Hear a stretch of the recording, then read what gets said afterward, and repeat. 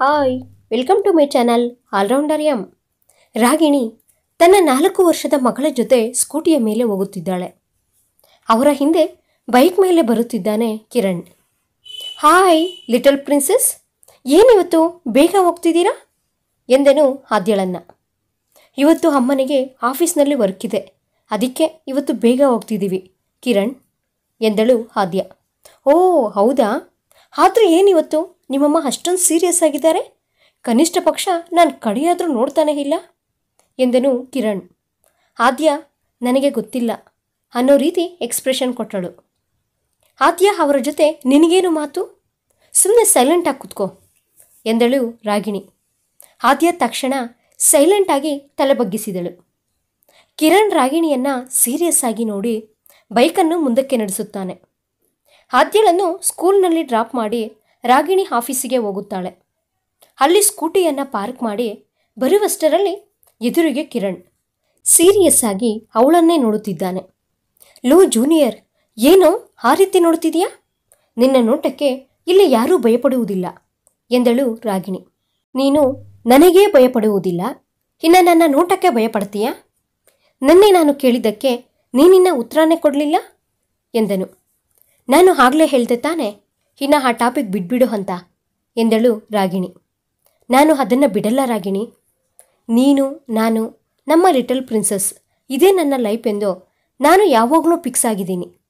ನೀನು ಒಪ್ಕೊಳ್ಳೋ ತನಕ ನಾನು ನಿನ್ನ ಹಿಂದೆ ಬೀಳ್ತಾನೇ ಇರ್ತೀನಿ ಎಂದು ಅಲ್ಲಿಂದ ಹೊರಟು ಹೋಗುತ್ತಾನೆ ಕಿರಣ್.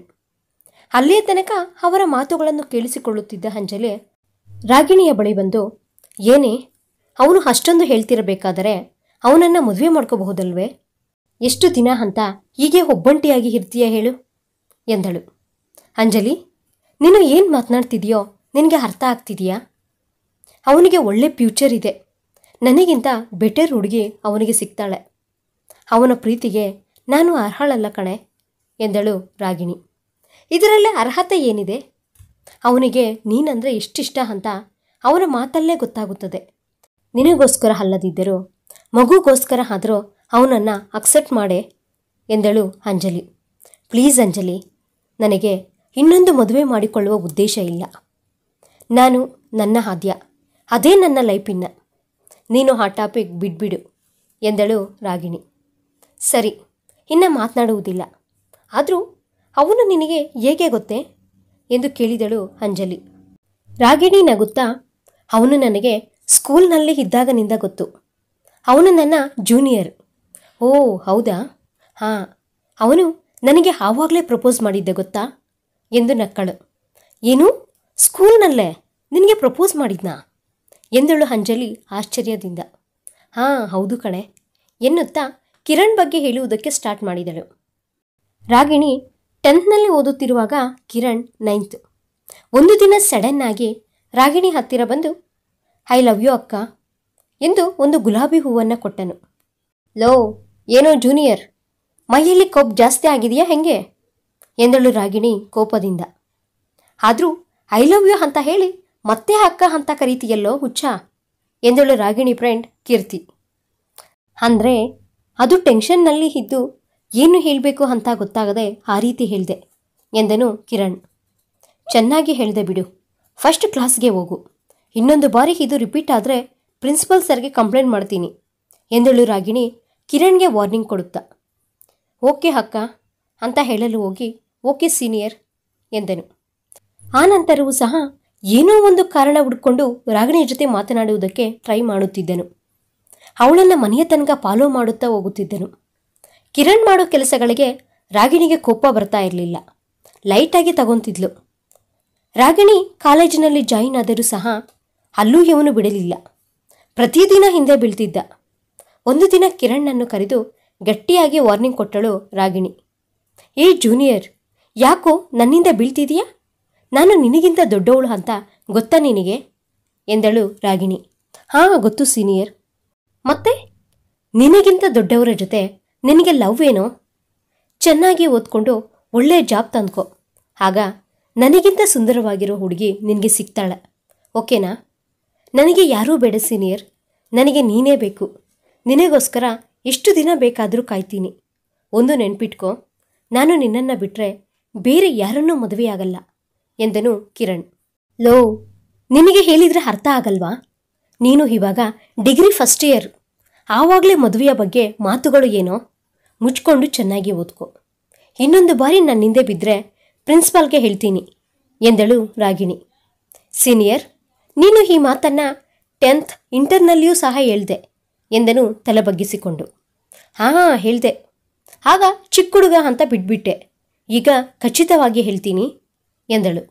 ಓಕೆ, ನೀನು ಹೇಳ್ಕೊ, ನಾನು ಮಾತ್ರ ನಿನ್ನನ್ನು ಪ್ರೀತಿಸ್ತಾನೇ ಇರ್ತೀನಿ ಎಂದು ಅಲ್ಲಿಂದ ಹೊರಟು ಹೋದೆನು ಕಿರಣ್. ಹೋಗುತ್ತಿರುವ ಕಿರಣನ್ನು ನೋಡಿ ನಕ್ಕಳು ರಾಗಿಣಿ. ಹಾಗೆ ರಾಗಿಣಿಯ ಡಿಗ್ರಿ ಕೂಡ ಮುಗಿದು ಹೋಯಿತು. ಡಿಗ್ರಿ ಮುಗಿದ ಮೇಲೆ ಮನೆಯಲ್ಲಿ ಅವಳಿಗೆ ಮದುವೆಯನ್ನು ಫಿಕ್ಸ್ ಮಾಡಿದರು. ಮದುವೆಯ ಗಂಡು ಆರ್ಮಿ ಆಗಿರುವುದರಿಂದ ಅವನಿಗೆ ಹೆಚ್ಚಾಗಿ ಲೀವ್ಸ್ ಇಲ್ಲದೇ ಇರುವುದರಿಂದ ತಕ್ಷಣ ಮದುವೆಯನ್ನು ಸಹ ಮಾಡಿ ಮುಗಿಸಿದರು. ಆದರೆ ಮದುವೆಯಾದ ಒಂದೇ ತಿಂಗಳಿಗೆ ಅವನು ಬಾರ್ಡರ್ಗೆ ಹೋದನು. ಅಲ್ಲಿ ಉಗ್ರವಾದಿಗಳ ದಾಳಿಯಲ್ಲಿ ವೀರ ಮರಣವನ್ನು ಹೊಂದಿದನು. ರಾಗಿಣಿಯನ್ನು ಸಮಾಧಾನ ಮಾಡಲು ಯಾರಿಂದಲೂ ಆಗಲಿಲ್ಲ. ಸ್ವಲ್ಪ ದಿನಗಳಿಗೆ ತಾನು ಪ್ರೆಗ್ನೆಂಟ್ ಅಂತ ಗೊತ್ತಾಯಿತು. ಗಂಡ ದೂರವಾದರೂ ಹುಟ್ಟುವ ಮಗುಗೋಸ್ಕರನಾದರೂ ನಾನು ಬದುಕಬೇಕು ಎಂದು ನಿರ್ಣಯಿಸಿಕೊಂಡಳು. ಆದ್ಯ ಹುಟ್ಟಿದ ಮೇಲೆ ಎಲ್ಲರೂ ತಿರುಪತಿಗೆ ಹೋದರು. ಅಲ್ಲಿಗೆ ಹೋಗಿ ಬರ್ತಿರಬೇಕಾದರೆ ಅವರ ಕಾರಿಗೆ ಆಕ್ಸಿಡೆಂಟ್ ಆಯಿತು. ಆ ಆಕ್ಸಿಡೆಂಟ್ನಲ್ಲಿ ರಾಗಿಣಿಯ ಅಪ್ಪ ಅಮ್ಮ, ಅತ್ತೆ ಮಾವ ಅಲ್ಲೇ ಸ್ಪಾಟ್ ಡೆಡ್ ಆಗುತ್ತಾರೆ. ಆದರೆ ದೇವರ ದಯದಿಂದ ರಾಗಿಣಿ ಹಾಗೂ ಆದ್ಯ ಮಾತ್ರ ಚಿಕ್ಕ ಚಿಕ್ಕ ಗಾಯಗಳಿಂದ ಹೊರಬೀಳುತ್ತಾರೆ. ಎಲ್ಲರನ್ನೂ ಕಳೆದುಕೊಂಡು ಒಬ್ಬಂಟಿಯಾದ ರಾಗಿಣಿ ತನ್ನ ಮಗಳಲ್ಲೇ ಎಲ್ಲರನ್ನೂ ನೋಡಿಕೊಳ್ಳುತ್ತಾ ಧೈರ್ಯವಾಗಿ ಇರುವುದನ್ನು ಅಭ್ಯಾಸ ಮಾಡಿಕೊಳ್ಳುತ್ತಾಳೆ. ಸಣ್ಣ ಜಾಬ್ ಮಾಡುತ್ತಾ ತನ್ನ ಮಗಳನ್ನು ನೋಡಿಕೊಳ್ಳುತ್ತಿರುತ್ತಾಳೆ. ತನ್ನ ಮಗಳೇ ತನ್ನ ಪ್ರಾಣವಾಗಿ ಬದುಕುತ್ತಿದ್ದಾಳೆ. ಮತ್ತೆ ಎಲ್ಲಿಂದ ಬಂದನೋ ಕಿರಣ್ ಫ್ಯಾಮಿಲಿಯ ಜೊತೆ ಪಕ್ಕದ ಮನೆಯಲ್ಲಿ ಇಳಿದನು. ಕಿರಣ್ಣನ್ನು ನೋಡಿ ಶಾಕ್ ಆದಳು ರಾಗಿಣಿ.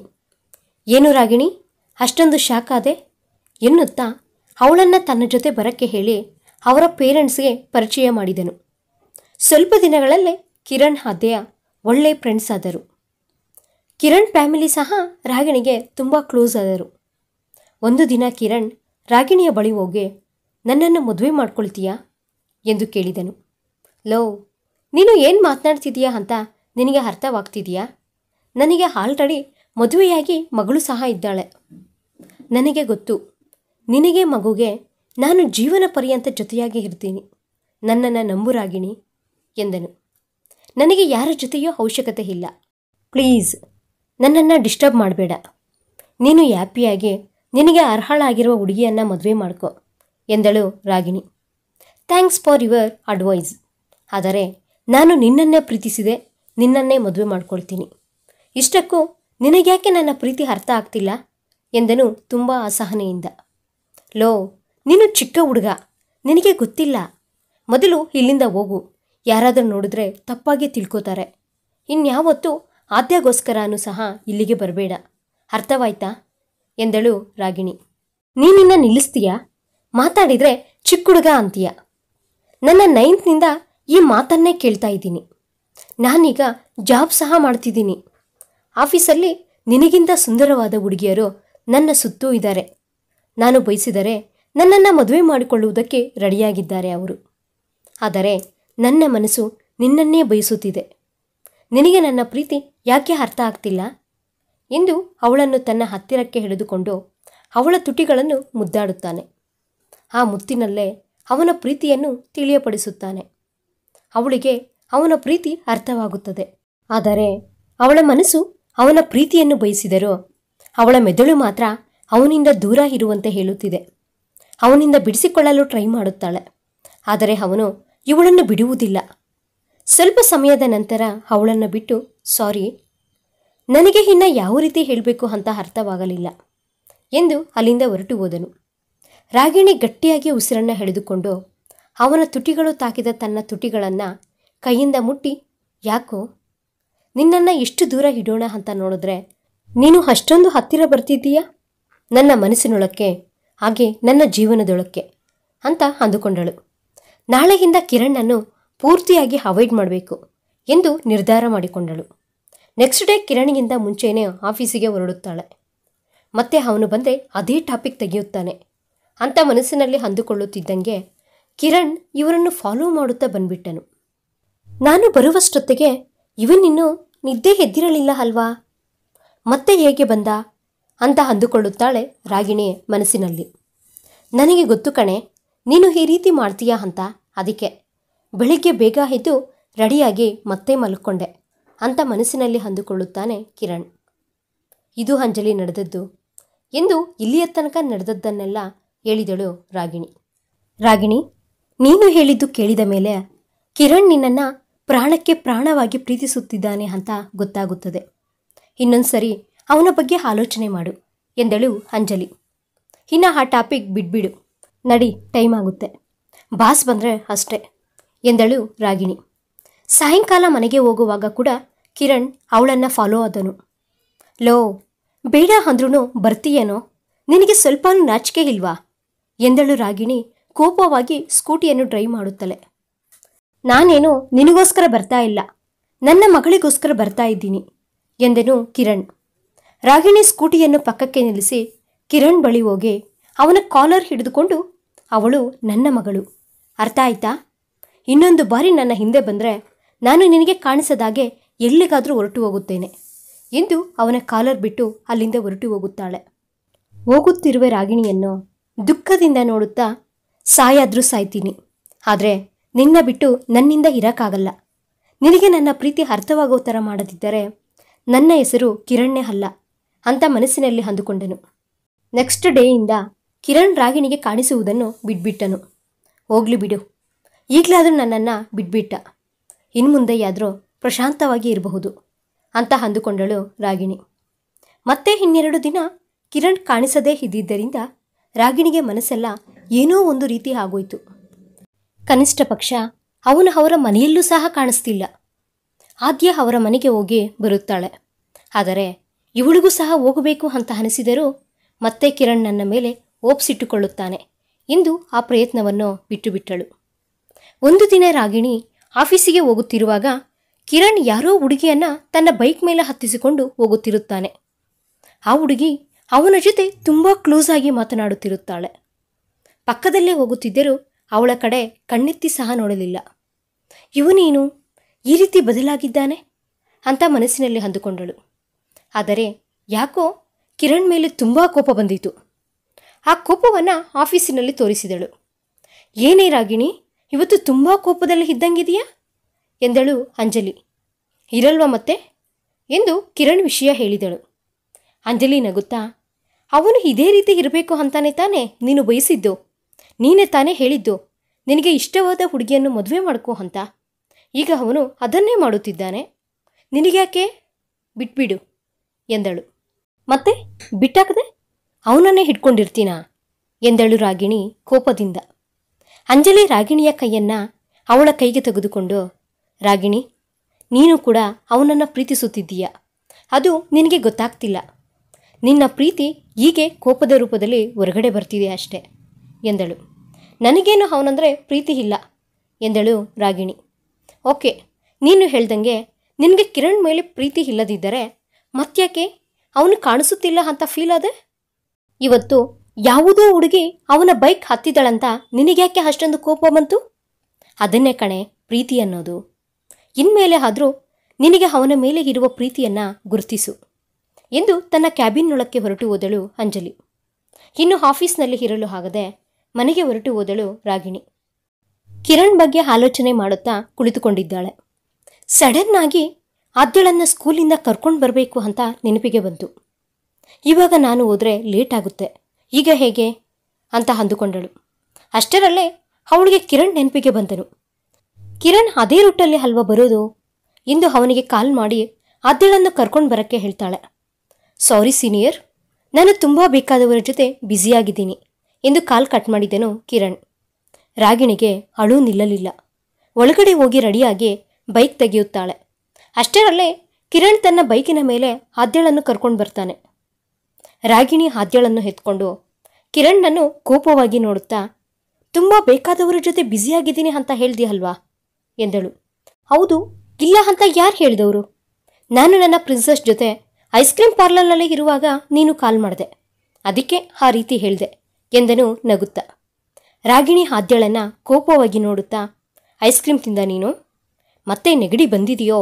ಡಾಕ್ಟರ್ ಹತ್ರ ಹೇಳಿ ದೊಡ್ಡ ಇಂಜೆಕ್ಷನ್ ಹಾಕಿಸ್ತೀನಿ ಎಂದಳು. ನೋಡು ಕಿರಣ್, ಅಮ್ಮ ಎನ್ನುತ್ತಾ ಕಿರಣ್ ಹತ್ತಿರಕ್ಕೆ ಹೊರಟು ಹೋಗುತ್ತಾಳೆ ಆದ್ಯ.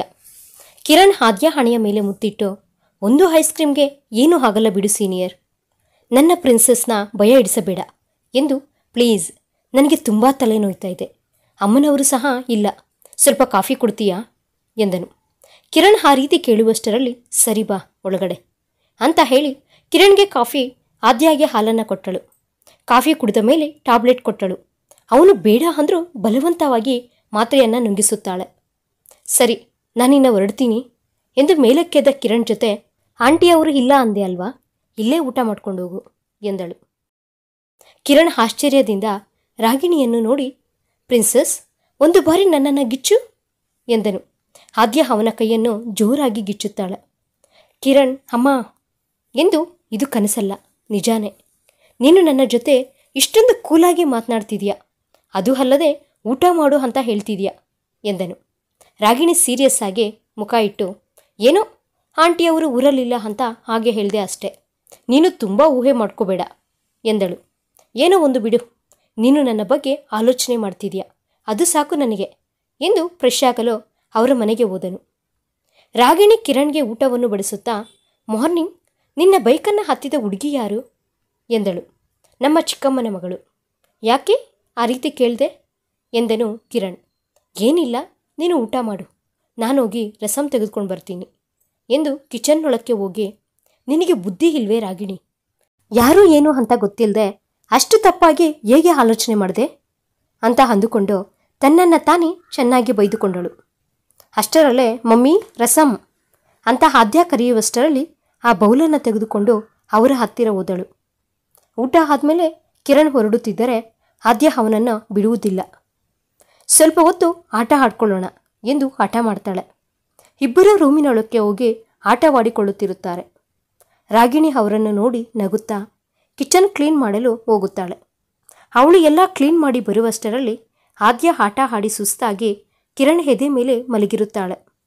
ಕಿರಣ್ ಕೂಡ ನಿದ್ದೆ ಮಾಡಿರ್ತಾನೆ. ರಾಗಿಣಿ ಅಲ್ಲೇ ಕೂತು ಅವರಿಬ್ಬರನ್ನು ಹಾಗೇ ನೋಡುತ್ತಿರುತ್ತಾಳೆ. ಸ್ವಲ್ಪ ಸಮಯದ ನಂತರ ಕಿರಣನ್ನು ಎಬ್ಬಿಸೋಣ ಅಂತ ಅಂದುಕೊಳ್ಳುತ್ತಾಳೆ.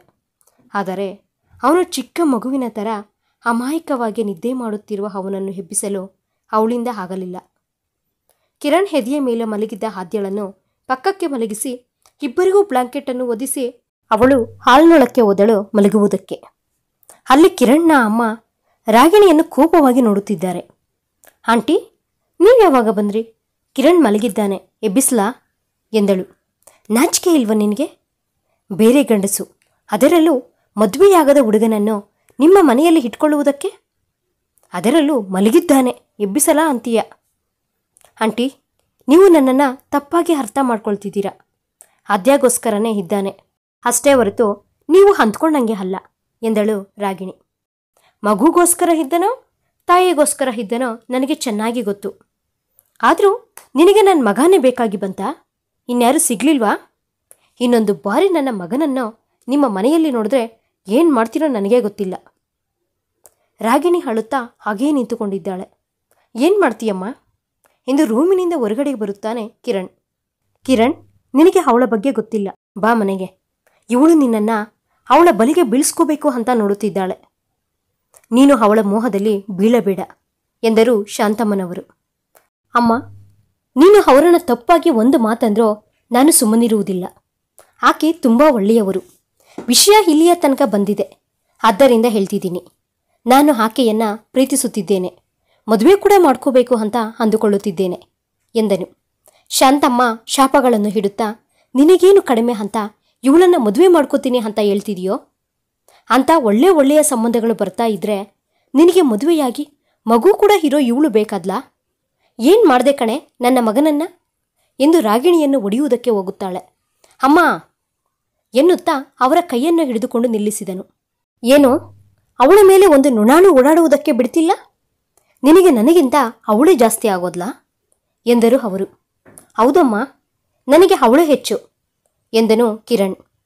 ಕಿರಣ್, ಪ್ಲೀಸ್ ಇಲ್ಲಿಂದ ಹೊರಟೋಗು, ಇನ್ಯಾವತ್ತೂ ಇಲ್ಲಿಗೆ ಬರಬೇಡ. ನೋಡಿದೆ ತಾನೆ, ಆಂಟಿನೇ ಅಲ್ಲ, ಈ ಸಮಾಜದಲ್ಲಿ ಎಲ್ಲರೂ ಇದೇ ರೀತಿ ಅಂತಾರೆ. ನೀನು ಎಲ್ಲರಿಗೂ ಸಮಾಧಾನ ಹೇಳಕ್ಕೆ ಆಗಲ್ಲ. ಅದಕ್ಕೆ ನನ್ನನ್ನು ಮರೆತು ಬಿಡು. ಅದೇ ನೀನು ನನಗೆ ಮಾಡುವ ದೊಡ್ಡ ಹೆಲ್ಪ್ ಅಂತ ಹೇಳಿ ತನ್ನ ರೂಮಿನೊಳಕ್ಕೆ ಹೊರಟು ಹೋಗುತ್ತಾಳೆ. ಆ ರಾತ್ರಿ ಪೂರ್ತಿ ಅಳ್ತಾನೇ ಇರ್ತಾಳೆ ರಾಗಿಣಿ. ನೆಕ್ಸ್ಟ್ ಡೇ ಆಫೀಸಿಗೆ ರಜಾ ಹಾಕಿ ಮನೆಯಲ್ಲೇ ಇರ್ತಾಳೆ. ಅಂಜಲಿಗೆ ಕಾಲ್ ಮಾಡಿ ಆಫೀಸ್ ಹತ್ತಿರ ಯಾವುದಾದರೂ ಮನೆ ಒಂದು ನೋಡುವುದಕ್ಕೆ ಹೇಳಿದಳು. ಯಾಕೆ, ಏನಾಯಿತು ಇಷ್ಟು ಸಡನ್ನಾಗಿ ಎಂದಳು ಅಂಜಲಿ. ಅವಳಿಗೆ ರಾತ್ರಿ ನಡೆದ ಜಗಳದ ಬಗ್ಗೆ ಹೇಳಿದಳು. ಓಕೆ, ನೀನು ದುಃಖ ಪಡಬೇಡ, ನಾನು ಈವ್ನಿಂಗ್ ಬರ್ತೀನಿ ಎಂದಳು ಅಂಜಲಿ. ಆ ದಿನ ಹೊರಗಡೆ ಎಲ್ಲೂ ಹೋಗಲೇ ಇಲ್ಲ. ಆದ್ಯ ಆಟವಾಡುತ್ತಿದ್ದರೆ ಅವಳನ್ನೇ ನೋಡುತ್ತಾ ಕುಳಿತುಕೊಂಡಿದ್ದಾಳೆ. 2 ದಿನಗಳಲ್ಲಿ ಮನೆಯನ್ನು ಖಾಲಿ ಮಾಡಿ ಅಂಜಲಿ ನೋಡಿದ ಮನೆಗೆ ಶಿಫ್ಟ್ ಆದಳು. ಅವರು ಹೋಗುತ್ತಿದ್ದರೆ ದುಃಖದಿಂದ ನೋಡುತ್ತಿದ್ದಾನೆ ಕಿರಣ್. ಆ ನಂತರ ತುಂಬ ಸರಿ ಕಿರಣ್ ರಾಗಿಣಿಯ ಆಫೀಸಿಗೆ ಹೋದನು. ಆದರೆ ಅವಳು ಮಾತನಾಡಲಿಲ್ಲ. ಮಾತನಾಡದಿದ್ದರೂ ದೂರದಿಂದ ರಾಗಿಣಿಯನ್ನು ನೋಡುತ್ತಿದ್ದನು ಕಿರಣ್. ಕಿರಣ್ಗೆ ಅವರ ತಾಯಿ ಮದುವೆ ಸಂಬಂಧಗಳನ್ನು ಹುಡುಕಲು ಪ್ರಾರಂಭಿಸಿದರು. ತೋರಿಸಿದ ಪ್ರತಿ ಹುಡುಗಿಯನ್ನ ಇಷ್ಟ ಆಗಲಿಲ್ಲ ಅಂತಾನೆ ಹೇಳ್ತಿದ್ದ. ಈ ರೀತಿ ಅಲ್ಲ ಅಂತ ಹೇಳಿ ಆಕೆಯೇ ಒಂದು ಸಂಬಂಧವನ್ನು ಫಿಕ್ಸ್ ಮಾಡಿ ಮುಹೂರ್ತವನ್ನು ಸಹ ಇಡಿಸಿದರು. ತಾಯಿ ಮೇಲಿನ ಕೋಪದಿಂದ ಚೆನ್ನಾಗಿ ಕುಡಿದು ತನಗೇ ಗೊತ್ತಿಲ್ಲದೆ ರಾಗಿಣಿಯ ಮನೆಗೆ ಹೋದನು. ಕಾಲಿಂಗ್ ಬೆಲ್ ಸೌಂಡ್ ಆಗುತ್ತಿದ್ದರೆ ಈ ಟೈಮಲ್ಲಿ ಯಾರು ಅಂತ ಅಂದುಕೊಳ್ಳುತ್ತಾ ಹೋಗಿ ಬಾಗಿಲು ತೆಗೆದಳು. ಅಲ್ಲಿ ಕಿರಣ್ಣನ್ನು ನೋಡಿ ಮತ್ತೆ ಯಾಕೆ ಬಂದೆ ಎಂದಳು. ಕಿರಣ್ ಮತ್ತಾಗಿ ನಿನಗೋಸ್ಕರ, ನನ್ನ ಮಗಳಿಗೋಸ್ಕರ ಬಂದೆ ಎಂದನು ತೂಗಾಡುತ್ತಾ. ಅವನು ಕುಡಿದಿದ್ದಾನೆ ಎಂದು ಅವಳಿಗೆ ಅರ್ಥವಾಗುತ್ತದೆ. ಕಿರಣ್, ನೀನಿನ್ನ ಮನೆಗೆ ಹೋಗು, ನಿನಗೋಸ್ಕರ ನಿಮ್ಮ ಮನೆಯವರು ಕಾಯ್ತಾ ಇರ್ತಾರೆ ಎಂದಳು. ನೋ, ನಾನು ಹೋಗಲ್ಲ, ನೀವು ಎಲ್ಲಿದ್ರೆ ಅದೇ ನನ್ನ ಮನೆ ಎಂದು ಅವಳನ್ನು ನೂಕಿಕೊಂಡು ಒಳಗಡೆಗೆ ಬಂದು ನಿದ್ದೆ ಮಾಡುತ್ತಿರುವ ಆದ್ಯ ಹತ್ತಿರ ಕುಳಿತುಕೊಂಡು, ನನ್ನ ಪ್ರಿನ್ಸಸ್ ಯಾಕೆ ಈ ರೀತಿ ಸೊರಗಿ ಹೋಗಿದ್ದಾಳೆ? ಈ ಅಪ್ಪನ ಮೇಲೆ ಆಸೆ ಇಟ್ಕೊಂಡು ಈಗಾದ್ಲ ಎಂದನು. ನೀನು ತುಂಬ ಜಾಸ್ತಿ ಮಾತನಾಡ್ತಿದೀಯಾ, ಇನ್ನ ಹೊರಡು ಎಂದಳು ಮತ್ತೆ ರಾಗಿಣಿ. ಕಿರಣ್ ಅಲ್ಲಿಂದ ಎದ್ದು ರಾಗಿಣಿಯನ್ನ ಹಗ್ ಮಾಡಿಕೊಂಡು, ಯಾಕೆ ನನ್ನನ್ನು ಈ ರೀತಿ ಹಿಂಸಿಸುತ್ತಿದ್ದೀಯಾ? ನನ್ನ ಪ್ರೀತಿ ನಿನಗೆ ಯಾವಾಗ ಅರ್ಥವಾಗುತ್ತದೆ? ನೀನೇ ಅಲ್ಲ, ನನ್ನ ಪ್ರೀತಿನ ಯಾರೂ ಅರ್ಥ ಮಾಡಿಕೊಳ್ಳಲ್ಲ. ನಿನಗೆ ನಾನು ಇಲ್ಲಿಂದ ಹೊರಡುವುದೇ ಅಲ್ವಾ ಬೇಕಾಗಿರೋದು? ಯಾರಿಗೂ ಕಾಣಿಸದೇ ಇರೋ ಜಾಗಕ್ಕೆ ಹೊರಟೋಗ್ತೀನಿ ಎಂದು ಹೇಳಿ ಅವಳನ್ನು ಬಿಟ್ಟು ಅಲ್ಲಿಂದ ಫಾಸ್ಟಾಗಿ ಹೊರಗಡೆಗೆ ಹೊರಟು ಹೋದನು. ಮೊದಲೇ ಇವನು ಕುಡಿದಿದ್ದಾನೆ, ಈ ಟೈಮಲ್ಲಿ ಇವನು ಹೇಗೆ ಹೋಗ್ತಾನೆ ಅಂತ ಅಂದುಕೊಂಡು ಅವನ ಹಿಂದೆಯೇ ಹೋಗಿ, ಕಿರಣ್ ಅಲ್ಲೇ ಇರು, ಈ ಸಿಚುವೇಶನ್ನಲ್ಲಿ ನೀನು ಡ್ರೈವಿಂಗ್ ಮಾಡೋಕ್ಕಾಗಲ್ಲ ಎಂದು ಅವನ ಕೈ ಹಿಡಿದುಕೊಂಡು ಮನೆಯೊಳಕ್ಕೆ ಕರೆದುಕೊಂಡು ಹೋದಳು. ಏನಾದರೂ ತಿಂದ ಎಂದು ಕೇಳುತ್ತಾಳೆ. ಇಲ್ಲ ಎನ್ನುವ ಥರ ತಲೆ ಅಲ್ಲಾಡಿಸುತ್ತಾನೆ ಕಿರಣ್. ಅವನನ್ನು ಸೋಫಾದ ಮೇಲೆ ಕೂರಿಸಿ ಕಿಚನ್ನೊಳಗಡೆ ಹೋಗಿ ಊಟ ತೆಗೆದುಕೊಂಡು ಬಂದು ಅವನಿಗೆ ತಿನ್ನಿಸುತ್ತಾ, ಏನು ಕಿರಣ್, ನಿನಗೆ ಈ ಹೊಸ ಅಭ್ಯಾಸ? ಯಾಕೆ ನೀನು ಈ ರೀತಿ ಇದ್ದು ನನ್ನನ್ನು ಅಳಿಸ್ತೀಯಾ ಎಂದಳು. ಕಿರಣ್ ಅವಳ ಸೊಂಟದ ಸುತ್ತು ಕೈ ಹಾಕಿ, ನೀನು ಕೂಡ ನನ್ನನ್ನು ಅಳಿಸ್ದೆ ಅಲ್ವಾ ಎಂದನು ಅವಳ ಹೊಟ್ಟೆಗೆ ಮುಖವನ್ನು ಹಾನಿಸಿ. ನನಗೆ ನೀನು ಬೇಕು, ನನ್ನ ಪ್ರಿನ್ಸಸ್ ಬೇಕು, ನಾನು ಇಲ್ಲೇ ಇರ್ತೀನಿ ಎಂದನು ಕಿರಣ್. ಕಿರಣ್, ನೀನು ಫಸ್ಟ್ ಊಟ ಮಾಡು, ಮತ್ತೆ ಮಾತಾಡ್ಕೊಳ್ಳೋಣ ಎಂದು ಅವನಿಗೆ ಊಟ ತಿನ್ನಿಸುತ್ತಾಳೆ. ಮತ್ತೆ ಅವನು ನನಗೆ ನಿದ್ದೆ ಬರ್ತಿದೆ ಎನ್ನುತ್ತಾ ಆದ್ಯ ಹತ್ತಿರ ಹೋಗಿ ಮಲಗಿಕೊಳ್ಳುತ್ತಾನೆ. ನಿದ್ದೆ ಮಾಡುತ್ತಿರುವ ಆದ್ಯ ಜೊತೆ, ನಿಮ್ಮ ಮಮ್ಮಿ ಸ್ವಲ್ಪನೂ ಒಳ್ಳೆಯವಳಲ್ಲ, ನಿನ್ನನ್ನು ನನಗೆ ದೂರ ಮಾಡ್ತಾಳೆ ಎನ್ನುತ್ತಾ ಆದ್ಯಳನ್ನು ಎತ್ತುಕೊಂಡು ತನ್ನ ಎದೆ ಮೇಲೆ ಮಲಗಿಸಿಕೊಳ್ಳುತ್ತಾನೆ. ಕಿರಣ್ ಮಾತುಗಳನ್ನು ಕೇಳಿದ ರಾಗಿಣಿ ಅವನ ಪಕ್ಕದಲ್ಲಿ ಕುಳಿತುಕೊಂಡು ಅವನ ತಲೆಯನ್ನು ಸವರುತ್ತಾ, ಲೋ ಜೂನಿಯರ್, ಯಾಕೋ ನಿನಗೆ ನನ್ನ ಬಾಧೆ ಅರ್ಥ ಆಗ್ತಾ ಇಲ್ಲ? ನಾನು ನಿನಗೆ ಕರೆಕ್ಟ್ ಅಲ್ಲ. ಆಂಟಿ ನೋಡಿದ ಹುಡುಗಿನ ಮದುವೆ ಮಾಡಿಕೊಂಡು ಹ್ಯಾಪಿಯಾಗಿ ಇರು, ನನ್ನನ್ನು ಮರೆತು ಬಿಡೋ ಎನ್ನುತ್ತಾ ಹಾಗೇ ಮಂಚಕ್ಕೆ ಒರಗಿ ನಿದ್ದೆ ಮಾಡಿಬಿಟ್ಟಳು.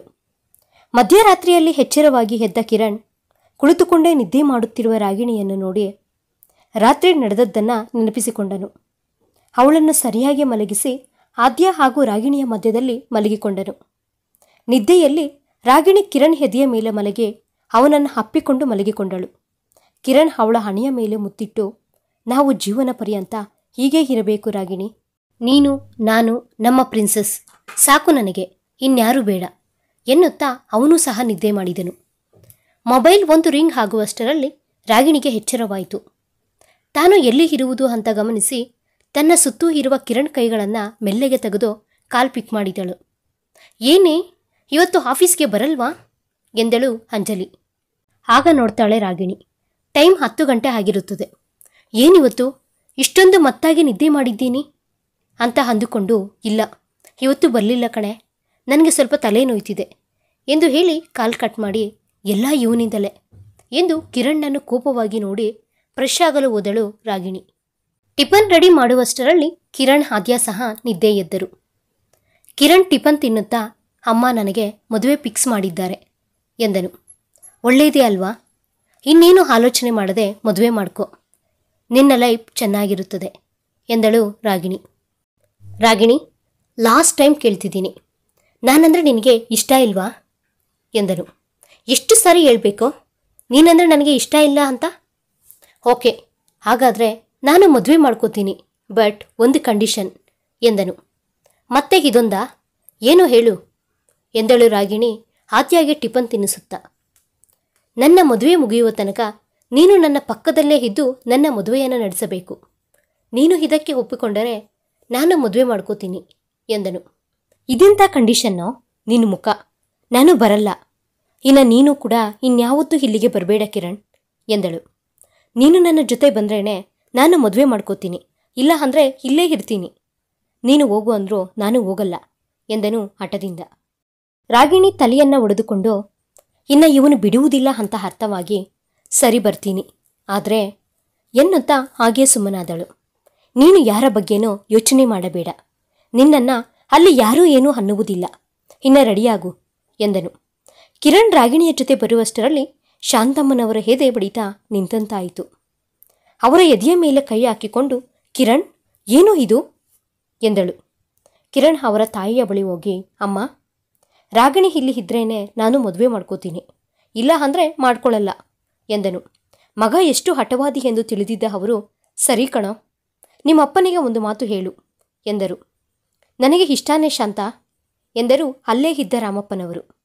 ಎಂಗೇಜ್ಮೆಂಟ್ ದಿನ ರಾಗಿಣಿ ಪ್ರತಿ ಕೆಲಸಕ್ಕೂ ದೂರ ದೂರ ಇರೋದನ್ನು ನೋಡಿ, ಯಾಕೆ ಈ ರೀತಿ ಮಾಡ್ತಾ ಇದೀಯಾ, ನೀನೇ ನನ್ನ ಮದುವೆ ಕೆಲಸಗಳನ್ನು ಹತ್ರ ಇದ್ದು ನೋಡ್ಕೋಬೇಕು ಅಂತ ಹೇಳಿದೆ ಅಲ್ವಾ ಎಂದನು. ಕಿರಣ್, ನಾನು ಈ ರೀತಿ ಕೆಲಸಗಳಿಗೆ ದೂರ ಇರಬೇಕು, ಅದು ನಿನಗೆ ಅರ್ಥವಾಗಲ್ಲ ಎಂದಳು ರಾಗಿಣಿ. ರಾಗಿಣಿ, ನೀನು ಯಾಕೆ ಎಲ್ಲದಕ್ಕೂ ದೂರ ಇರ್ತೀಯೋ ನನಗೆ ಗೊತ್ತು. ನಿಮ್ಮ ಹೆಂಗಸರಿಗೆ ಅಲಂಕಾರಗಳೆಲ್ಲ ಹುಟ್ಟಿನಿಂದಲೇ ಬಂದಿರೋದು ಅಲ್ವಾ, ಮಧ್ಯದಲ್ಲಿ ಏನೂ ನಡೆಯಿತು ಅಂತ ಎಲ್ಲದಕ್ಕೂ ಯಾಕೆ ದೂರ ಇರ್ತೀರಾ? ಎಲ್ಲದರಲ್ಲೂ ಸಮಾನ ಹಕ್ಕುಗಳು ಬೇಕು ಅಂತೀರ, ಆದರೆ ನಿಮಗೆ ನೀವೇ ಸರಿಹದ್ದುಗಳನ್ನು ಎಳೆದುಕೊಳ್ತೀರ. ನಮಗಿಂತ ಎಲ್ಲದರಲ್ಲೂ ಮುಂದೆ ಇರ್ತೀರ, ಆದರೆ ಇಂಥದ್ದನ್ನು ಮಾತ್ರ ಬಿಡಲ್ಲ. ಜನರೇಷನ್ ಚೇಂಜ್ ಆಗ್ತಿದ್ರೋ ನಿಮ್ಮಲ್ಲಿ ಚೇಂಜ್ ಬಂದಿಲ್ಲ ಅಂದರೆ ಹೇಗೆ? ನನಗೆ ಅದೆಲ್ಲ ಅನಾವಶ್ಯಕ.